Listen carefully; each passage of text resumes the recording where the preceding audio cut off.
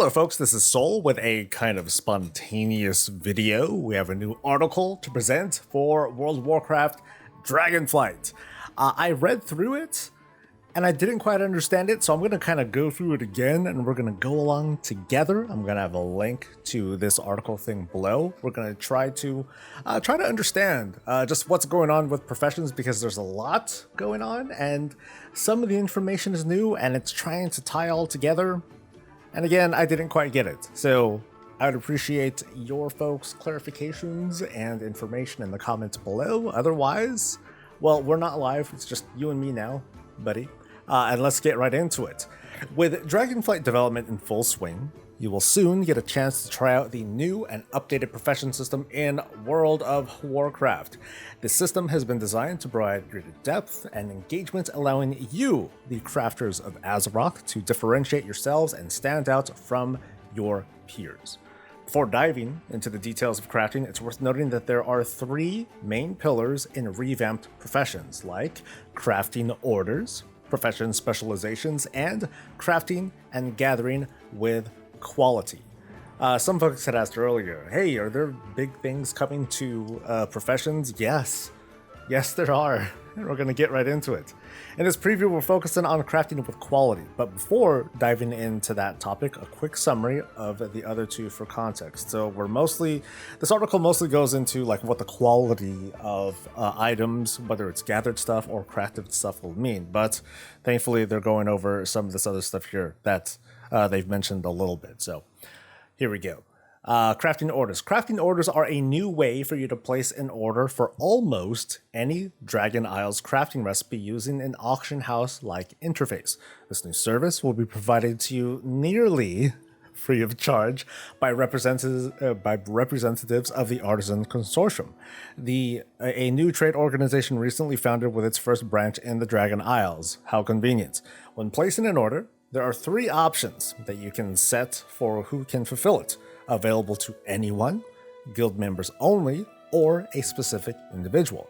Tradable reagents can be provided by you or the crafter, while certain special reagents may only be provided by one or the other.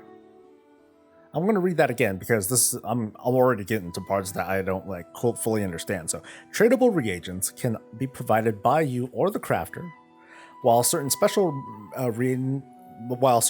reagents may only be provided by one or the other. So there might be a thing that in order to craft this thing, the crafter needs to have it, or I need to have it, which is, well, we'll have to read on. It's a little awkward. In particular, soulbound reagents will often need to be provided by you when placing an order for a soulbound item. And that makes sense to me because the whole idea is that the player, the client is supposed to be the one that's supposed to be getting this item. It's not exactly, I'm going to make it so that way and have someone craft it for me and then I turn around and sell it. It's something that's meant for me, I suppose. I think we've seen screens similar to these, but let's take a look at this. So this is going to be the crafting order screen. Here we have certain kinds of reagents that are being provided, things that I am providing. I noticed that this right here doesn't have a check mark because we don't have enough of it. So this kind of tells me that I, as the client, if I want to provide these materials, I can't just give like 2 or 3 of it and then I can't provide like 14 of it and then the crafter will provide the other 6. I'm going to have to provide like everything that is needed. Now, I can't say for sure, like, if there's going to be, like, on the crafter side, is there a different thing that they see? Like, are there things that they then need to add that I do not?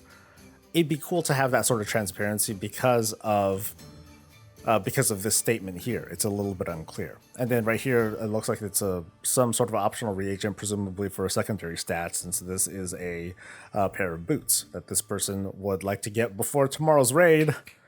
Sir. You'll also be able to customize the order further by including various optional reagents, depending on the recipe, dictating exactly what you want to have crafted.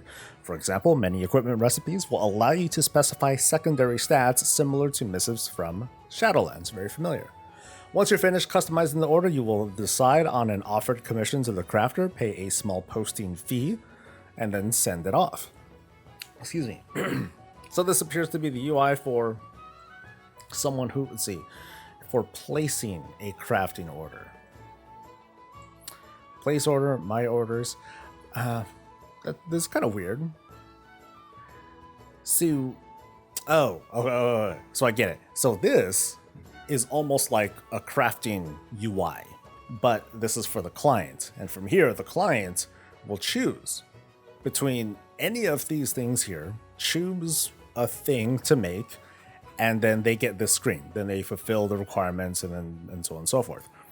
So according to what we're seeing here for plate, at the moment at least, this is everything that plate that blacksmiths can make in terms of plate stuff, which looks really pathetic. I mean, if you if you look at it, it's like, okay, so they can make they can make boots, bracers, and a chest. It's not a full set that we're seeing here.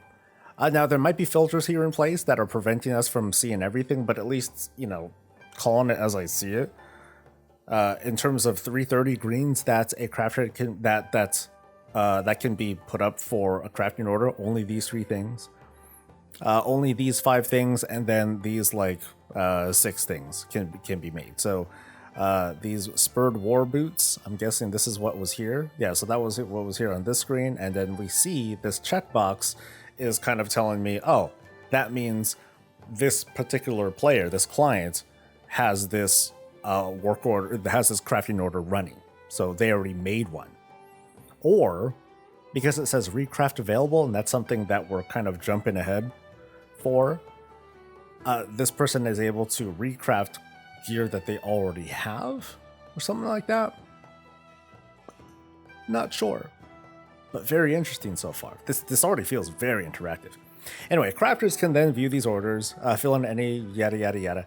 We already saw this part. On the other hand, on the other end of the transaction, as a crafter, this will be a great way for you to earn gold, increase your skill, and most importantly, help craft for your friends and guildmates. Right. If you focus on quality, oh, I love this. If you focus on quality and customer service, you might even build up your own following of customers and lock in steady business. Anyway, profession specializations. Profession specializations will allow you to specialize in your primary crafting and gathering professions once you've reached a high enough skill.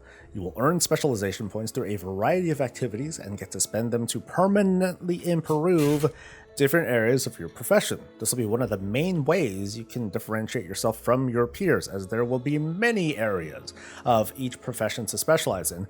More to come on this feature a bit later. So let's unpack this like a little bit.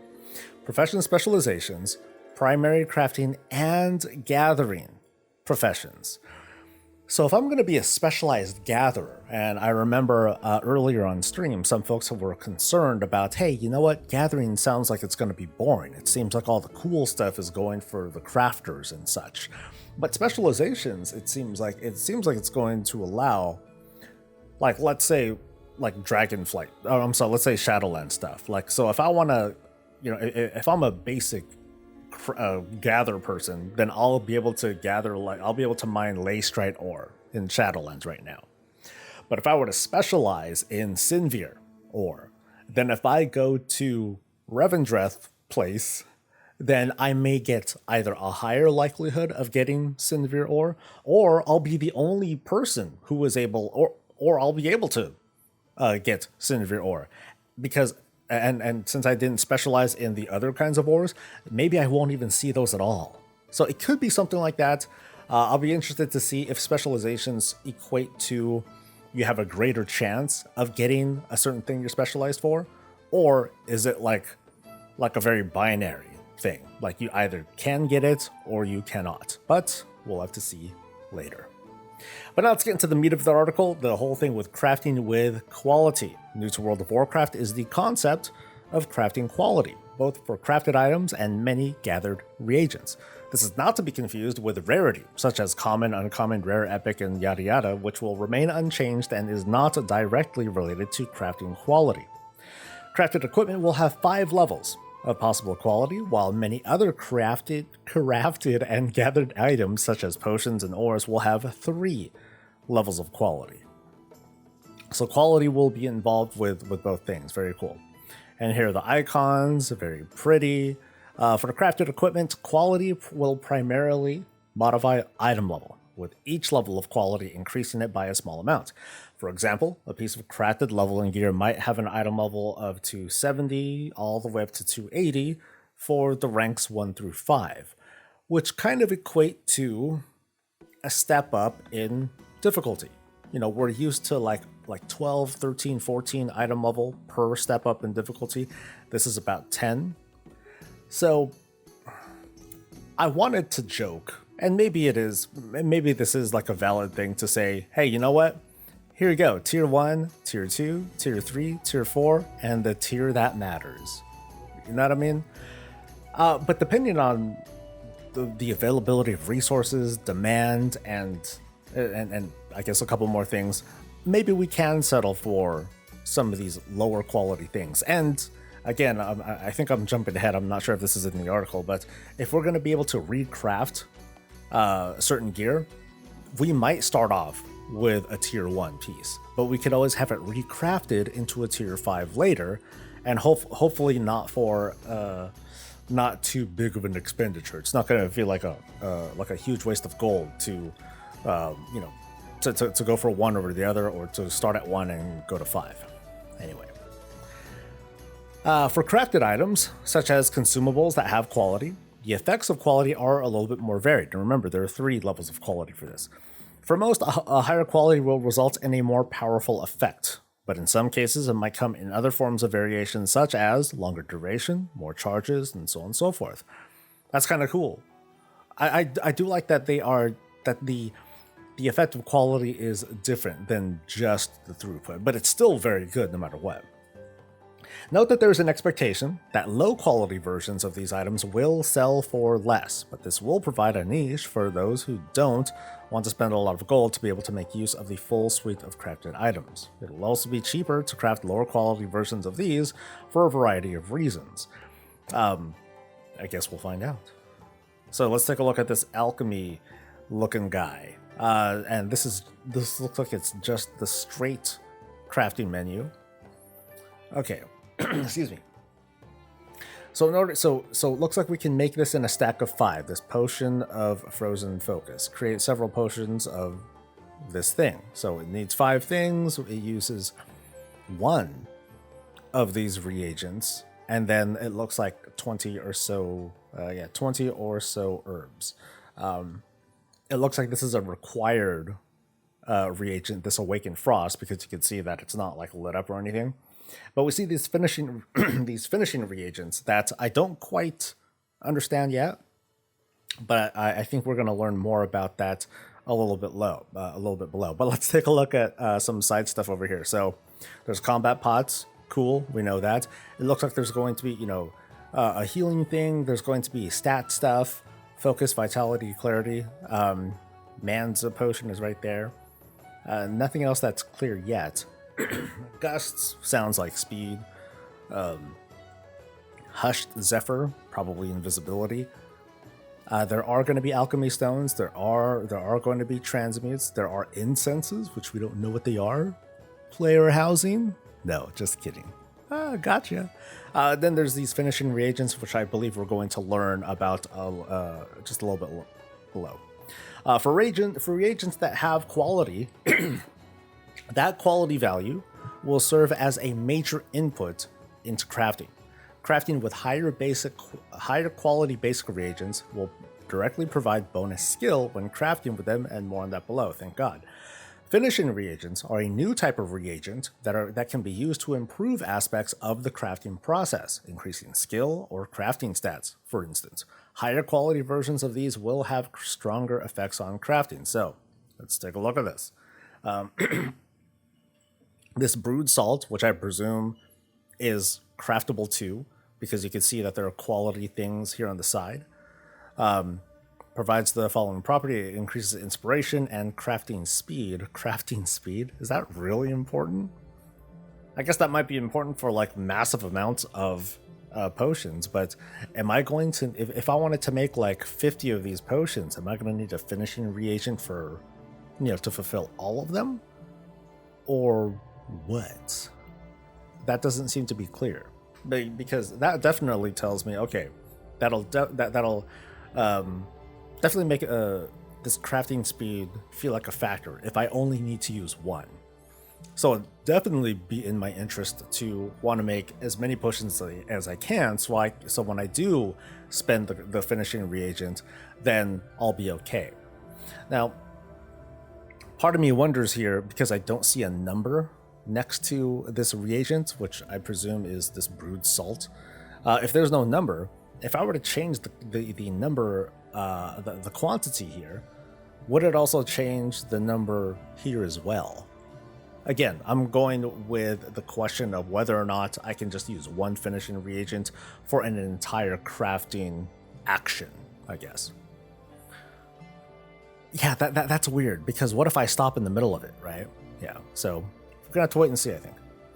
Lastly, please note that not all gathered reagents will have quality. The core reagents, gathered by the primary gathering professions of mining, skinning, and herbalism, will have quality, as well as reagents crafted by the primary professions, like cloth bolts, metal alloys, and so on and so forth. Other reagents such as meat, cloth, fish, and elements that can be gathered by anyone will not. Okay, so it's all, so primary professions, interesting, we'll be able to straight up find cloth bolts. Okay, don't quite get that totally, but determining quality.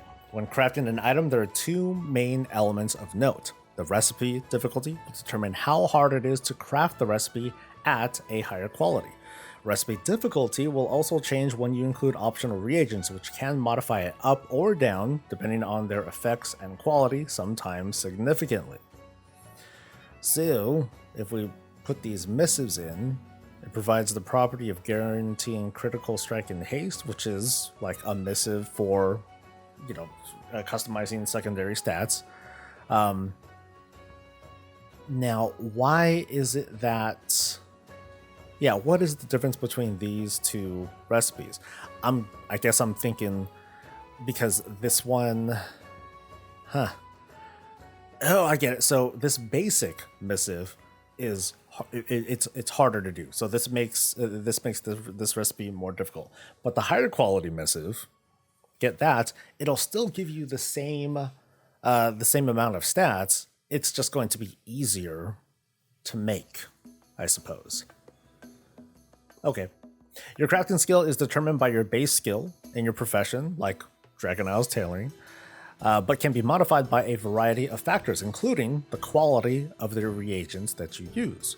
Finishing reagents, profession gear with skill bonuses, which we haven't talked about yet, various bonuses provided by consumables, and most significantly, your profession's specialization. As you can see in the below image, oh, I can't wait. Your crafting UI will make it clear based on all of these factors what quality you're expected to craft your item at. Okay, let's unpack this. So weapons, armor, what kind of, this is blacksmithing. Okay, so yeah, it does look like there are limited amounts of things that we can make. That kind of makes me sad. But then we see all these other wild things. Draconium sickle, a pickaxe, a skin. So we're gonna be able to make profession-specific tools for the sake of gathering. Suck it, gatherers! You're gonna make money off of us too. Okay, I'm just kidding. I'm just messing with you. Okay, so let's try to take a look at this and understand what's going on. So this bar, not quite sure yet. We know what the item is. This is a familiar screen. We've seen this before. We're seeing that the difficulty of this particular recipe is 325. The crafting skill, our current crafting skill, is 292. This resourcefulness and inspiration thing, I don't know what that means. This actually doesn't really tell me a lot. As you can see in the below image, your crafting UI will make it clear based on all these factors what quality you're expected to craft your item at. Well, right now it doesn't look like I'm going to be able to craft it at all, because one, I'm missing things, and two, the difficulty just seems way too high. And I don't recall them saying anything like there will be a failure rate it's not like you'll be able to fail a craft. It's more like you'll only be able to make it at a certain skill level. And once you meet certain thresholds, that's when the quality of an item like this will go up based on the things that you use and your skill levels and reagents and all that stuff too. They can make shields, a bloody barricade. There's a helmet there, 2 helmets there. Okay, so maybe there are things that we might see later on. You know, I wonder if this UI, where'd you go? If this UI here is kind of based on your server. Will the server track, you know, what everyone has ever learned on the server and then populate the crafting orders here? No, I doubt it. I doubt it's going to be like that. Anyway, I apologize for that. Let's go back down here. So as you craft your item, there's a small amount of randomness added to your skill roll to represent the natural variation in your crafting execution. In addition, if you have any inspiration, a new crafting stat, you have a chance to become inspired, gaining a significant amount of bonus skill during the craft. That means you may do better than you expected, but never worse. So you can, well, that's a weird way of saying it. It's more like saying, some folks would say, you won't be able to make the thing until you're inspired, and then you meet your minimum. You know, that whole kind of min-maxing attitude. So this at least, you know, actually, now that I look at this a little bit closer, so this tells me that, you know, there's a difficulty, there's a crafting skill, there's resourcefulness and inspiration. Still makes it so that I can make a rank 4, I guess. As for this little bracket looking thing here, I don't know if this just kind of tells me where you're at, or if I pass this mark, will I hit that rank 5, or do I just need to go all the way up to get that coveted rank 5? In the end, your final crafting skill will be compared against the recipe difficulty. If that skill is higher than the difficulty, then you'll craft the item at maximum quality. Otherwise, the quality will depend on where your skill falls comparatively. Okay, so crafting skill 292, difficulty 325. So I guess the percentages add to the crafting skill. So 13% plus that, can't do the math in my head, makes it so that it's craftable and then I can make it at a certain quality.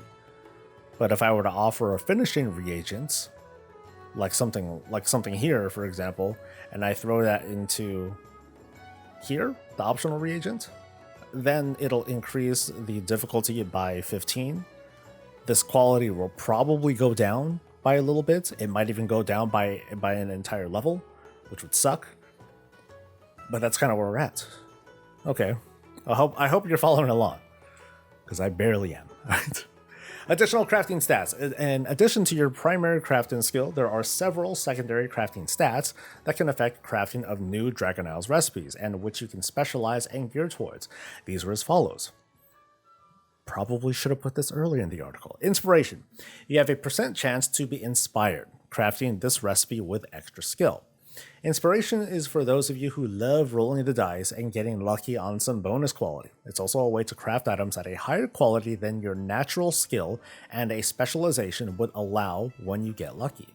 There's resourcefulness. You have a chance to use fewer tradable reagents such as ore.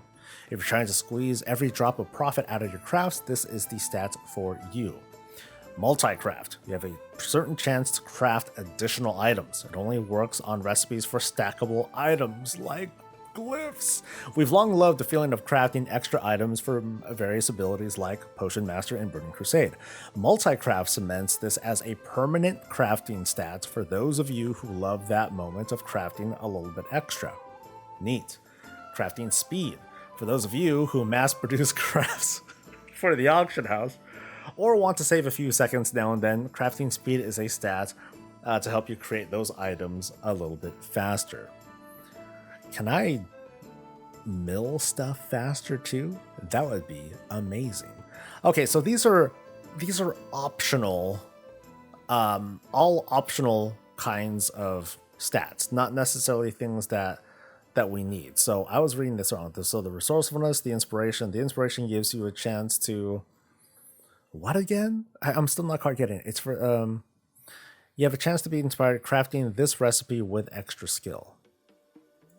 So I guess it's just a chance to make it, you know, instead of at this level, I would make it at this level. I get a 4% chance of that. 4% really sucks.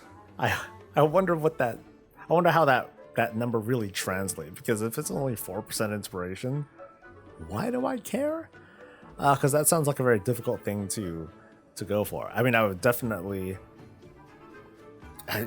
All these stats suck. You know, 9% here, 4% there. I guess 9% is cool if I'm, you know, if I were to balance some of these different stats, like if I happen to get gear, reagents, whatever, so that way I can get like a decent amount of resourcefulness and a decent amount of multi-craft. If I mathed it out, then I'd be able to find, like, you know, the min-max that will let me be the most efficient. Like, let's say if I'm making potions or, you know, other consumables, it'll, you know, investing into both of these will give me the most bang for my buck. Certain percentages, right? Kind of neat. Okay, and finally, quality philosophy, I think. Many players will want to craft the best of the best and will settle for nothing less. I pointed that out. With that in mind, we want to share a bit about our philosophy for quality and difficulty tuning for recipes.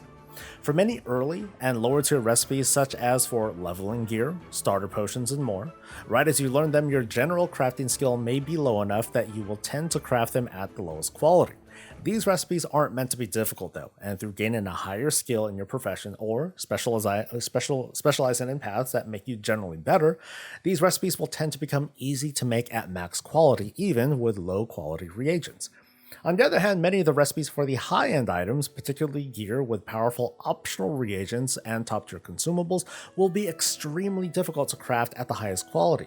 In fact, the goal in these situations is that only the best of the best can make them at the highest quality, and only by using every tool at your disposal. What this means in practice is that if you wanted to craft the most difficult recipes at max quality, for example, a chest with an item level equivalent to that of mythic raids, yes, this will be possible, you will likely need to do the following. Fully specialize in crafting that type of gear. Use all the top quality reagents, both the required and the optional, all of which would require extremely skilled gatherers and crafters as well. And to use the best profession gear that you can find, which would also likely require highly specialized crafters to make. That's freaking exciting. I like that. It sounds hard. And, you know, I'll comment on that later. On top of that, you would either need to get lucky with inspiration, or use a valuable finishing reagent that boosts skill to guarantee the item is crafted at top quality. In other words, it'll take the contribution of many skilled crafters and gatherers, as well as some luck or extra resources to make those best items at the highest quality. So inspiration is, the kind of like a critical craft. Hey, cool, you normally would make it at a 4, but you were inspired. You now made it at a 5. Or if you're not feeling that, and you probably aren't, you would want to guarantee a max craft by using a finishing reagent that will guarantee it instead. So you can, instead of going for inspiration, you can find those reagents, find or craft those reagents so you can guarantee high level stuff. So for those who seem to be worried about whether or not it's easy to craft like mythic level stuff, they're laying down the gauntlet. Basically, there's going to be a lot of requirements in order to get those mythic quality things, and we still don't know enough, right? The goal here is to make sure. I already read that part. Sorry. No. The goal here is to make sure crafting the best of the best, or having it crafted for you, will be no small feat and one to be proud of. We also want to emphasize that you will never need to rely on luck. Luck can be of much help to you if you want to focus on inspiration, but it's never necessary. You know there's going to be them folks, right? You know there's going to be them folks that are going to be like, all right, I'm going to get all these things that I have together, but I don't quite have everything. I can rely on inspiration. I'm just going to pump all my stats into that stuff in hopes that I get it. And come on. Burm. No, it's only a rank 4. Ah. So now I'm also wondering here, like, how far away, like I guess how hard is it going to be to make, like, for example, let's say 278 is mythic, right? What's going to be the difficulty difference between a 278 and like a 276 or a 274? Is 4 item level worth this much trouble, whatever it is? And I think that's an interesting question that clients and crafters will pose for themselves. Are they cool with this? Or do they want like the perfect item?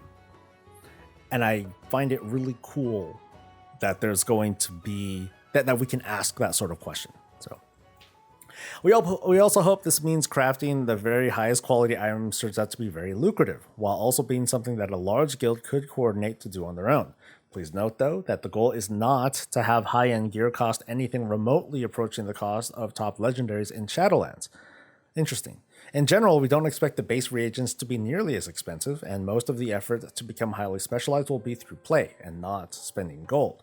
Even if for a time only a few players can make the best items at the highest quality, getting an item crafted at lower quality will be much more achievable. Lower quality items will also only be slightly less powerful in contrast to the tiers of legendaries in Shadowlands, and that makes sense. We saw the difference is an item level amount of 10. Finally, you'll be able to get lower quality equipment recrafted to higher quality later by a more skilled crafter for minimal reagents. More details will be forthcoming on recrafting. But we still got more. Nice. Profession, skill, and philosophy. In Dragonflight, you will gain skill in your profession similar to the way that you have in the past. There will be one main difference, though, for primary crafting professions. Instead of needing to max your skill to learn all recipes, you will only need to skill up about halfway.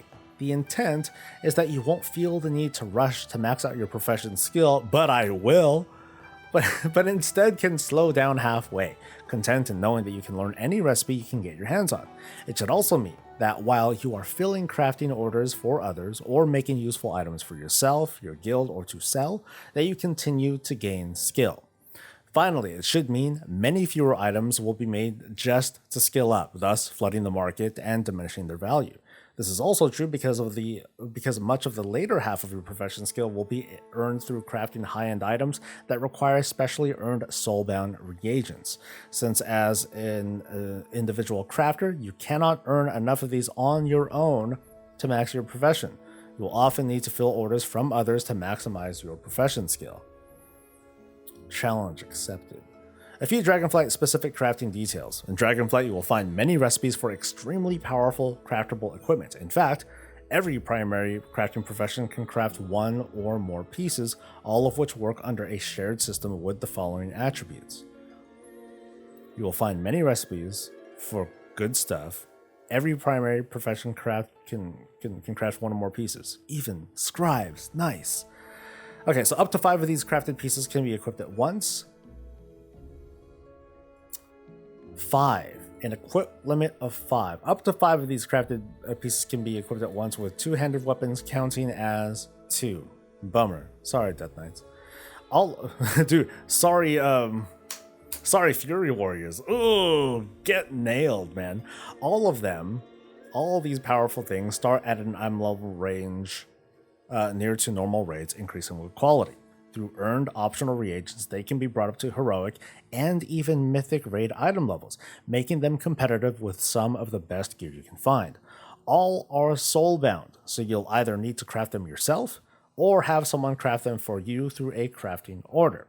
Each piece of crafted equipment will require several types of soulbound reagents that you will need to earn to craft it and improve it further with optional reagents. Each piece of crafted equipment will require several types of soulbound reagents that you will need to earn to craft it and improve it further with reagents. Okay, good clarifications. One type of reagent will come from the various challenging activities, including dungeons, raids, PvP, and adventuring in some dangerous outdoor areas. Yes, outdoor stuff. You will need to earn a fair amount of this reagent to craft a piece of equipment, more for significant pieces. You can also use this reagent to construct an optional reagent to bring this equipment up to around heroic raid item level. A second type of reagents will come from a series of quests that award you enough to craft one piece of equipment. Additional stages of these quests will become available to everyone every few weeks. So, time gating, right? So they're going to, crude words, but they're going to kind of time gate the ability for these crafts to, well, maybe not so much, but I guess because it's kind of an individual thing, people will be able to earn these reagents on their own. Now, I wonder if this is going to be like, is it just something that we get, or yeah, I'm not sure. To upgrade this equipment to around mythic grade item level, you will need to acquire a final reagent that can only be obtained in the highest tiers of content. Mythic raids, the highest level of Mythic Plus, and highly rated PvP. Ouch, buddies. Remember how before I was like talking up the excitement of, hey, you know, we may be able to do crafting, we can get the best gear. Well, this kind of slows it down. This puts a really big speed bump on things. To upgrade this equipment to around mythic grade item level, you will need to acquire a final reagent that can only be obtained in the highest tiers of content. Yada yada yada. So stage 1, if we want to call it that, stage 1, accessible. Stage 2, accessible, but it seems to be paced. It seems to be paced by time somehow. It might be on a per individual basis. I hope it is.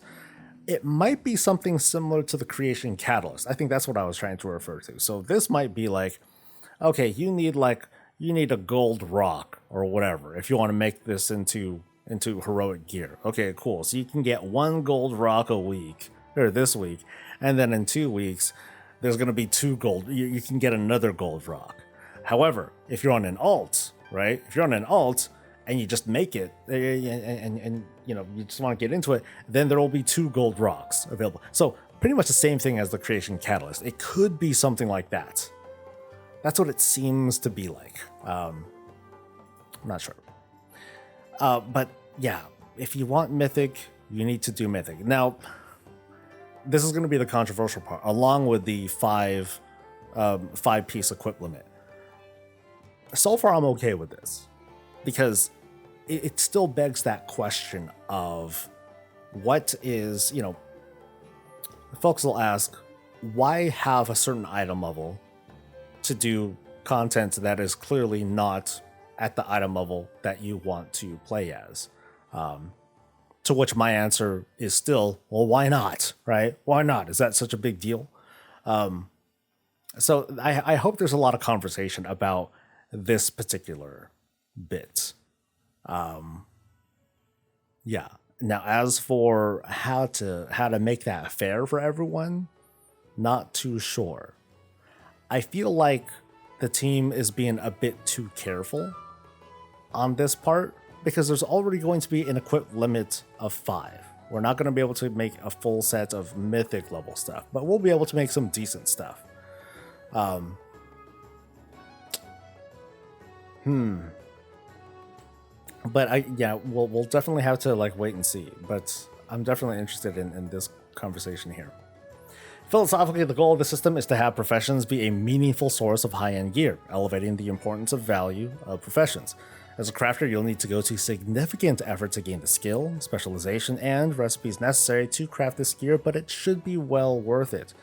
As a user of this gear, you will also need to go out and acquire many of the reagents yourself. The soulbound reagents are designed to provide a means of deterministic, incremental progress towards gear of your choice while doing the activities of your choice. In addition, the quest-acquired reagent mentioned above will limit how quickly you can acquire high-end crafted gear. This will prevent it from overwhelming other sources of gear while giving you the freedom to choose from where and how quickly you want to acquire the other reagents. Oh, we're still going, guys. This is the big takeaway, though, this whole gear thing. Alchemy and phials. You will find many strange and wondrous concoctions to discover during your alchemical experimentations. on the Dragon Isles. One of these is the standardization of the phial as an innovative replacement for the flask. Phials work very similarly to Flask, lasting through death and counting as both a battle and a guardian elixir. The main difference is they tend to require about half the reagents to craft and last half as long, but two can be drunk together to get the duration of a flask for extra flexibility. Half hour, half the reagents, and then drink two. The reason this flexibility is beneficial is that a wide variety of phials can be discovered, each with their own unique uses. The experienced adventurer may even find that they just want to switch phials from battle to battle, hence the added flexibility of a shorter duration. Just a few of the many options can be seen below. Verse, Flask, remaining stationary will increase your intellect up to 240 for 5 seconds. Moving consumes the effect. Oh, that's neat. Okay, and then charged isolation, your intellect is increased by 225 while at least 10 yards away from allies. Man, that's toxic, dude. That's super toxic. Note that because of the wide variety of phials you may want to consider, you will not find a cauldron recipe for phials in the Dragon Isles, but you will find one for the most powerful craftable potions. Oh, interesting. So no cauldron, but there will be a potion cauldron. Finally, you may be wondering about alchemists and phial duration. Not to worry, alchemists who choose to specialize in phials will discover the secret to making phials last significantly longer for them. This is just the start of what we have planned, yada yada yada. So, boy, there are a lot of takeaways here. This is beefy. Yeah, there's a lot going on. I mean, I have questions too, but they're not all coming to mind because I'm feeling a little bit overwhelmed with everything that's going on. So the big takeaways with crafted gear, at least, limit of 5. They're going to be paced in such a way that not everyone's going to get them, and I'm good with that because I prefer to avoid toe stepping. I don't want crafting to feel superior to raids, or I don't want it to be like, all right, guys, let's get ready to raid, and then all they do is craft, and then they go in and they truck content. Now, what I am wondering though is, they're talking about these extremely powerful craftable equipment, which I'm going to guess are the epics that we see here. For example, these 386s or whatever.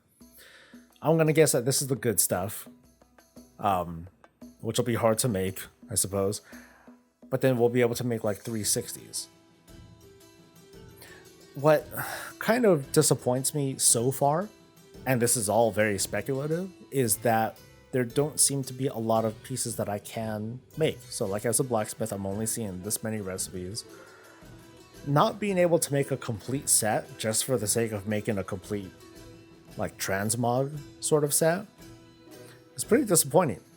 Like that part sucks. So I hope that I'm wrong here and that I'm able to make like an entire set for the most part, even if it's just for transmog. I would very much prefer that. And I feel like there's a bit too much emphasis being put into power.